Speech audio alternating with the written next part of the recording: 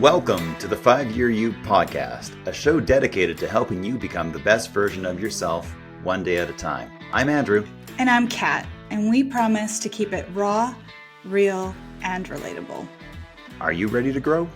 This podcast is intended to entertain, educate, and inspire you on a personal journey towards your best self.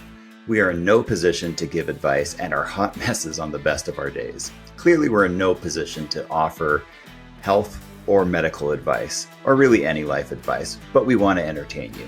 Just a reminder, this is not a replacement for proper medical care or therapy. If you are struggling, please seek help from a qualified health professional. Let's jump in. Hello, welcome. Today's episode is called How to Love Yourself. So in this episode, we're going to dive into how to love yourself more, the ups and downs of trying to do that, and hopefully give you some tips that you can walk away with and start being a better friend to yourself and love yourself truly. So Kat, what do you think? Well, I was going to say, I thought that I loved myself. I thought I was all right with myself. I was like, she cool. I thought I was good with myself. But a couple of years ago, I bought my kids a book, really cute book called I Like Myself. And it's a children's book, and they were like, I don't know, 2, 3, 4 years old. And inside of the book, it's like, I like myself even if I have purple hair, and even if I have this, or even if I have this on my nose. And, it was all very positive.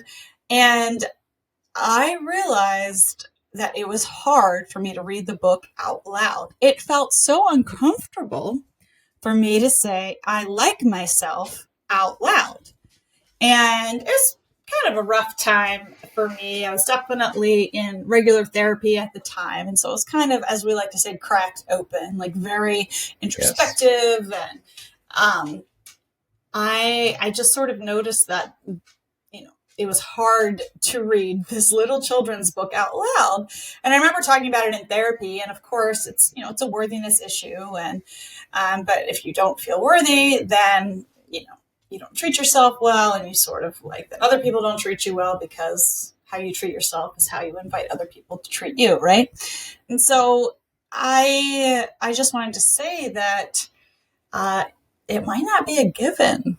We all say mean things to ourselves, but truly loving yourself, at least for me, first kind of had that awakening moment of not being able to read that little children's book, to a lot of work and effort to reach the point I'm at today. Well, thank you for sharing that. I know it's we promise to be raw and real in this. And I think when it comes to loving yourself, I would hazard a guess that most people don't love themselves. My own personal experience came about 2 years ago, and I kind of getting into mediumship and these things, and somebody had sought me out and said, I have a message for you. And I'm like, okay. And they said, it's a little weird. I'm like, that's okay. What is it? And it's like, you need to love yourself. And I instantly burst out crying. And I cried for about 20 minutes straight in front of this person. And it was someone you had never met, right? It's someone I never met. I have, as I have friends kind of all over North America. Yeah. And my friend was working with someone, and he said, whoever you're thinking about right now, I need to talk to him. And we kind of just, we made the contact and kind of left it at that. He didn't say anything at that point. He just said to me, I'm going to need to talk to you at some point. And I'm like, okay, whatever. Yeah. Stranger. This is through a Zoom call. I'm like, okay, stranger on the internet. And I'm like, yeah, whatever. And my friend kept saying to me, he's not letting go of this. He's contacting me every few days, asking, how's Andy? This is a friend who's known me since the day I was born. He grew up across the street from me. Not the friend telling me this, but he's like, this other guy is coming to me over and over again saying he really needs to talk to you. And I'm like, oh, okay, so that's fine. Yeah. And at this point too, I am sick.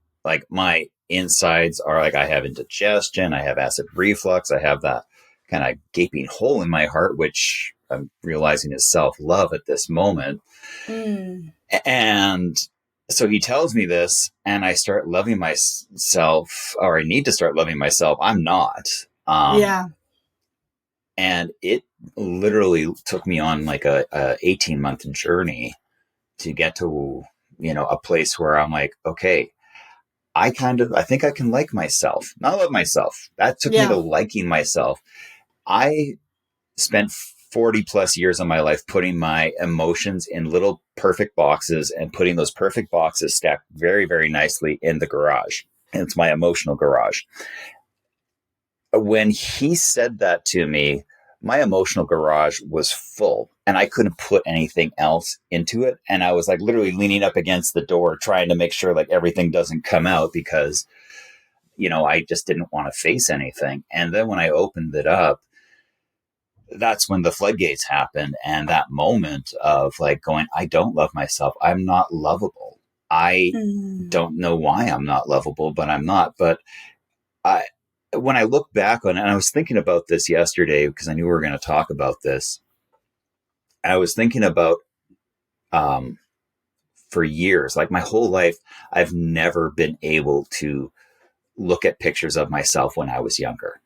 And, and like I was a pretty cute kid. So it's a strange thing to not. I have seen little angel baby pictures of blonde hair, blue-eyed Andrew, white curly haired Andrew. Oh, yeah. Big grin. Like a little shrub. Yes.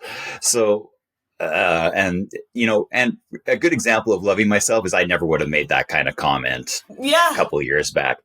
But I couldn't look at myself, and I realized there has to be something wrong with this, because normally people I go to help, friends' place, everybody's like, oh, let's look at old pictures and do this stuff. And I'm like, no, I don't want to. I will, I just couldn't.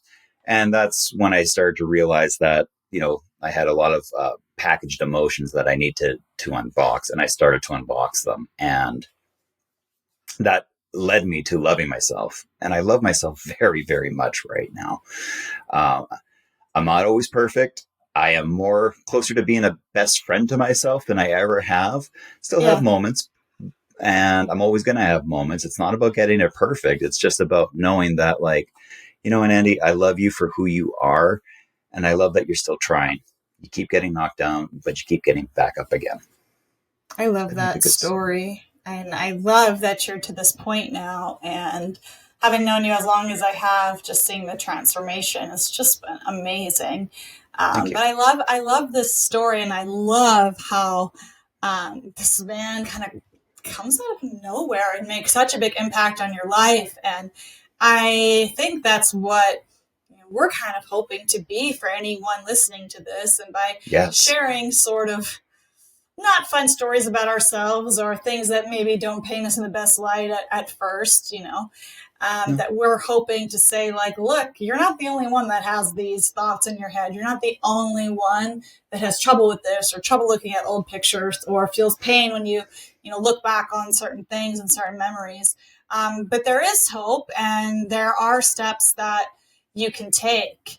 And I think a good first step is to actually find something that you like about yourself. All of us have interesting quirks, physical attributes, something about us that is unique and kind of fun, maybe a little funky, maybe a little weird. And accepting that quirk about yourself is sort of the first step. Yeah. Can you give an example of what your first step was? I beat you to it, so. Yeah, no, but like I said, when I read the I Like Myself book, I was in therapy and was sort of identifying a worthiness issue.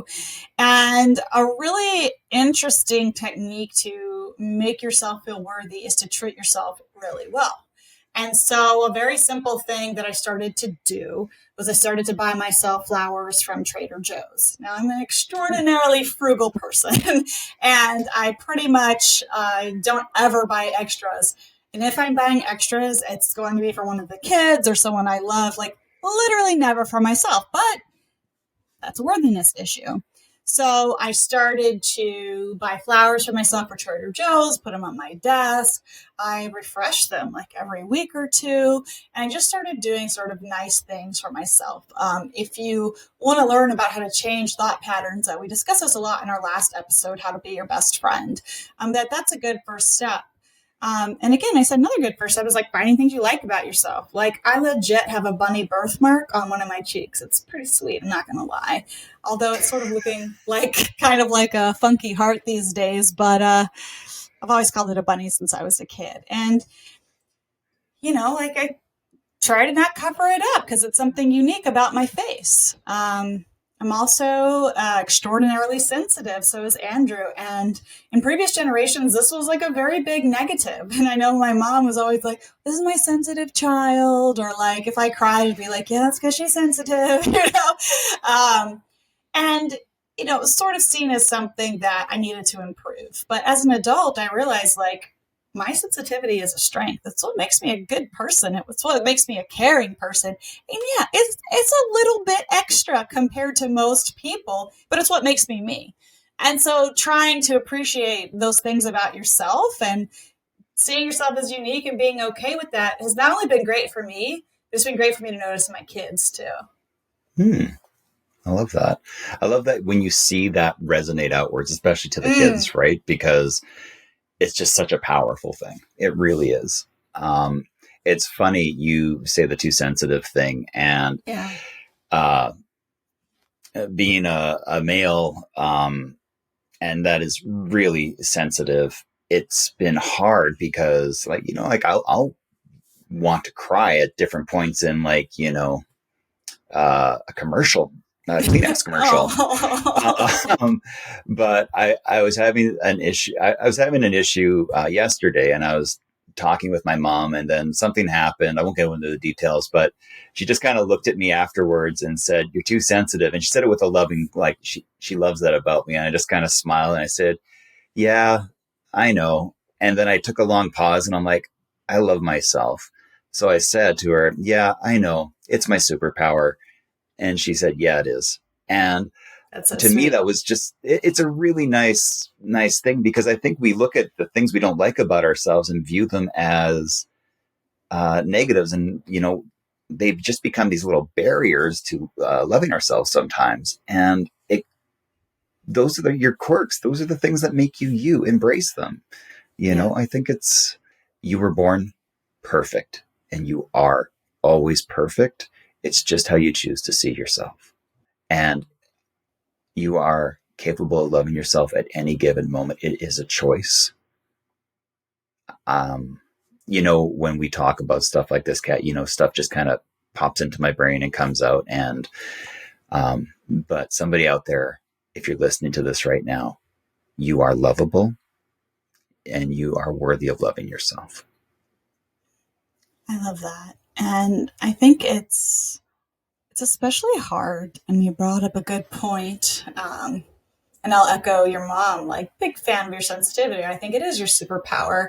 And I think that you stand as an example for other men who might be sensitive men, but we're in a society where that's not really valued, or it's not considered a part of what it means to be masculine in today's society. And I think that narrative is changing, and it's because of people like you who speak up and speak out about it. But it's especially hard when your uniqueness or the special thing about yourself is sort of contrary to cultural norms at the time. So if that's you too, just know that it's okay, and it makes you even extra special, and it makes you stand out in a different way. And I want to say, like, it's sort of natural to want to fit in and not to point out these things that create the sense of otherness in yourself. One of the first books I read this year was Atomic Habits. And in the book, he talks about how fitting in is part of our protective mechanisms, right? In the caveman days, you didn't want to stand out. It goes against our built-in primal protection mechanisms. Biologically, an animal that stands out is going to be an easier target. An animal that stands out or looks different or whatever is going to become prey. So now we live in this modern industrialized society, and all of us can still eat and survive, even if we stand out or, have a birthmark or different color hair or something like that. But all of us still have those primal, instinctual, reptilian parts of our brain that kick in. And a lot of people are shunned for the things that make them different. It's challenging to like the parts of yourself that might be different. So this is not a shame thing about like, oh, you want to fit in so much, there's something wrong with you. No, it is part of our like DNA of who we are. It's our genetic makeup. Yes, yeah. To not stand out. And so this is sort of like a new thing in the human race. This is sort of a new time where, because our basic needs are taken care of, you do have the opportunity to identify the things about yourself that make you unique and stand out for them. Yeah, it's true, and I think we both have kids, and I think it becomes very, very evident once you get into the school system how much you should conform, because that's when you start really encountering the social dynamic of kids being mean, which really isn't about you, it's about them. But that's right. Really hard to get across when you're 5 through 50. And it gets easier. But, I think one of the big quotes that kept showing up on my phone, I use the motivation app every day. I love it. And when I was looking at it, and my son actually did a plaque for me with this. It's don't change yourself so that other people like you. Be yourself so that the right people love you. And it's hard because you might lose people. I did. I'm sure Catherine has in time. It might be lonely at times too. But the upshot of that, the good part of that, is that you are being true to yourself. When you put yourself in situations where you don't love where you are, where you don't love who you're with, you are effectively saying everybody else is more important than you. And when you are saying that to yourself day in and day out, that everyone else is more important, that their love for you is more important than the love you have for yourself, it takes a toll on you. And you didn't come here for that. You came here to figure out how to love yourself. And by loving yourself and embracing who you are, you'll be able to love the people around you properly. And I say properly because I don't think we know what true love is until we love ourselves. I've done a lot of thinking about this, but I think most of us, you get into school and it's like, oh, who has a girlfriend? Who has a boyfriend? All this stuff. And we kind of get into this mindset of, I have to find someone out there to come into my life to validate me, to love me, and to make me feel special. And often that person is doing the same thing. So you feel like it's natural, and it's not, because you're not coming from a place of love in that relationship. You're coming from a place of need. You need that person to love you for you to feel good. And my thoughts, and they're just mine, I'm not going to lump you in on this one, Kat. But I do believe that when you love yourself, you don't just love the people around you more. You start to have love for everyone. We're all connected. And it's a hard thing to kind of understand and get and to feel on certain days, especially when somebody cuts you off in traffic, or somebody who knows to push your buttons, pushes your buttons. We're not talking about perfection and all this. What we're talking about is loving yourself and going, you know what? No, that's not okay. It's not okay that you said this about this other person that I care about. It's not okay that you said this about me. I'm going to love myself first, and that's how I'm going to show up in the world. And I have noticed from my own experience, and I'm guessing, Kat, you can relate, when you show up loving yourself, people treat you differently. I don't know what it is, but very, very, very well.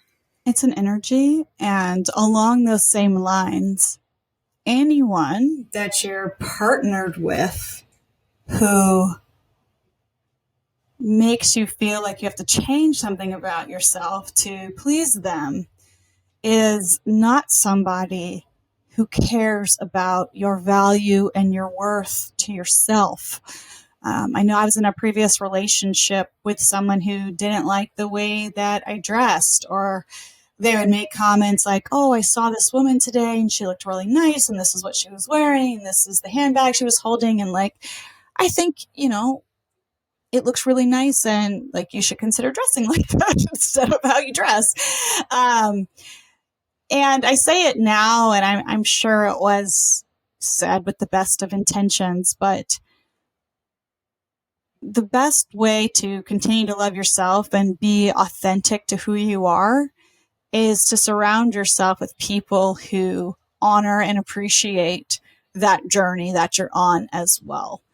And if anybody detracts from that, right, they might not be your people. And that's a very hard thing to admit to yourself over time. But the journey here, and as we've said in many previous episodes, like the path to happiness is love. And the way to love yourself is to be your authentic self, no matter what that looks like. And that's the way to be truly at peace. Yeah.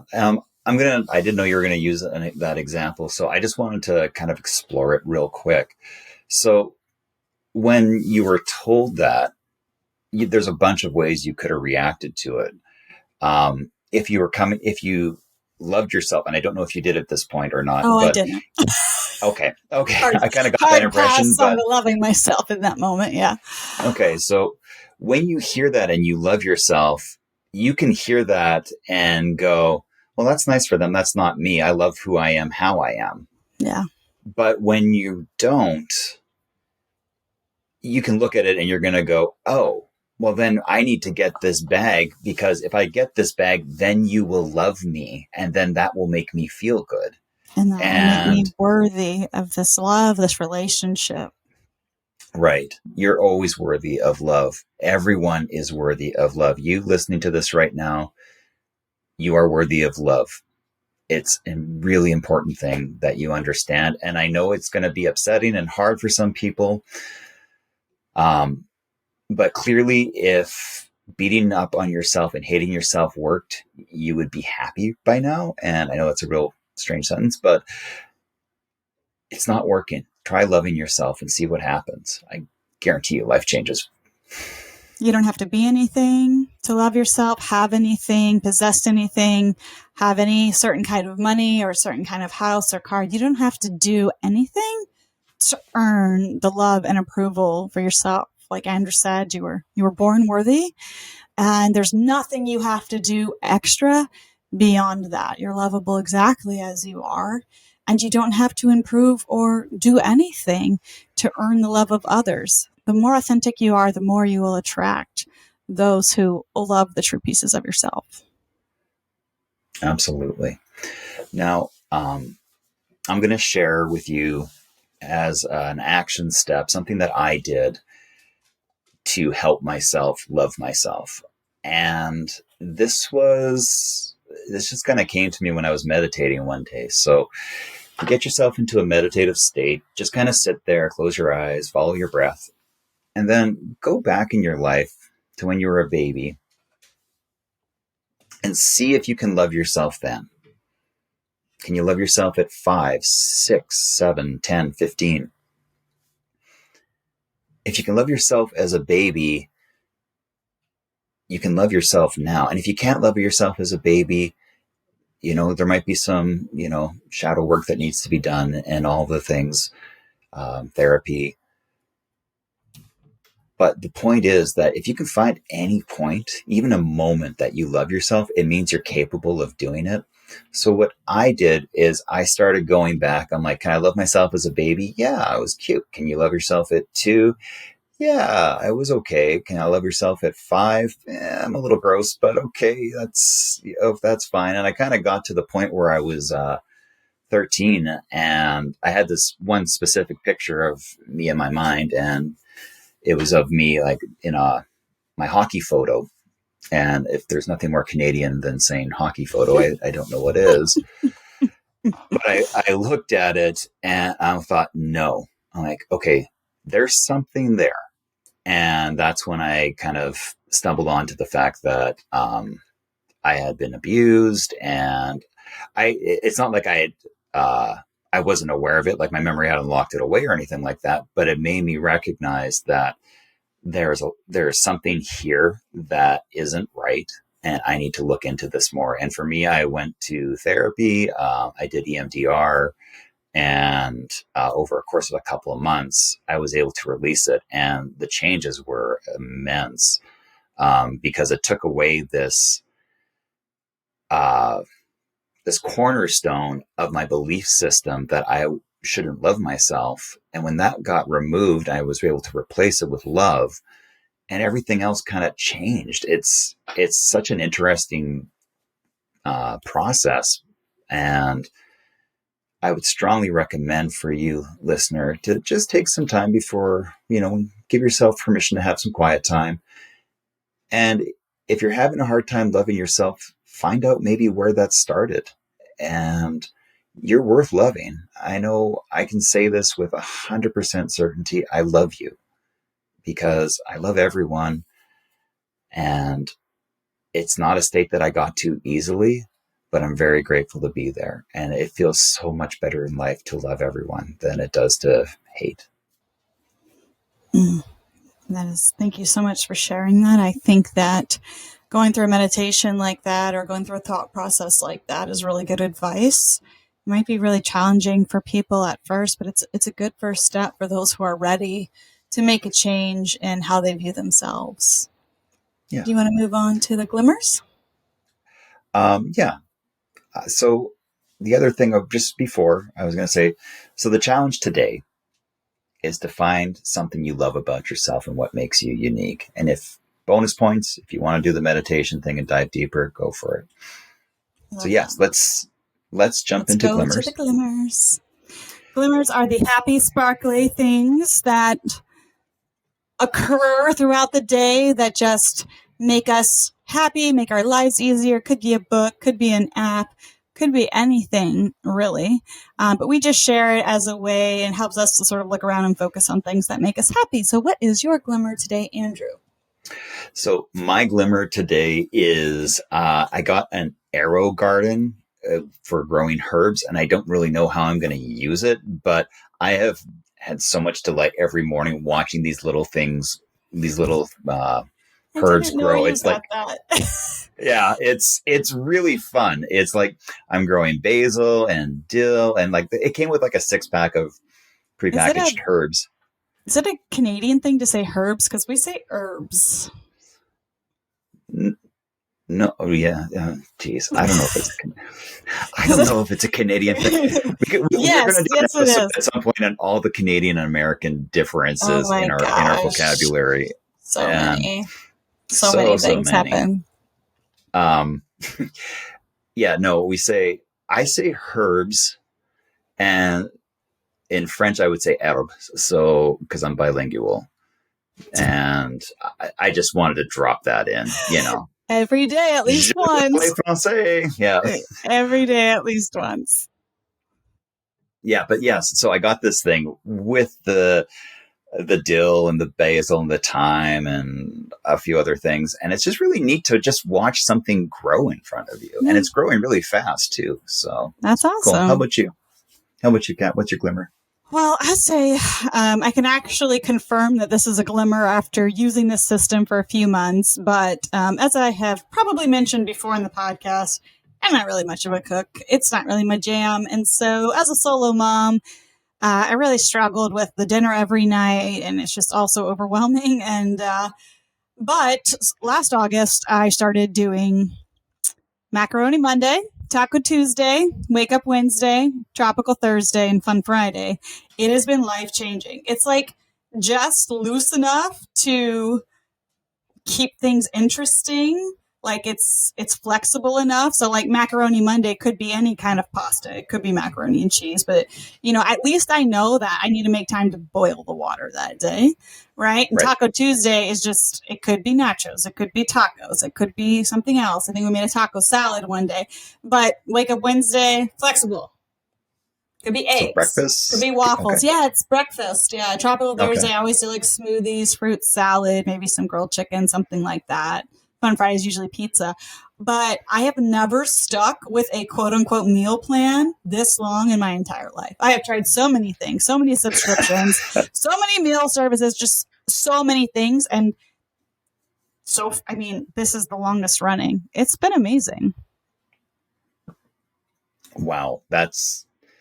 It's so cool when you find something that works and you can stick to. And I'm imagining at this point, like it's several months in. So it's and it's kind nice of for the automatic. kids. Yeah, the kids know what to expect, and they can help out with suggestions and ideas. But I mean, I thought it would get boring for them, but it's not. Like, kids love consistency and schedules, and so do I. So, this is not for the people that love chopping vegetables and like making nice things every night. This is for the people who struggle and who just need a plan and who are tired of doing takeout and spending money on that.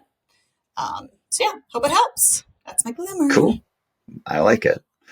All right. Well, I think we've done a lot of good today, and feel free to drop us a line, and we can't wait to hear from you.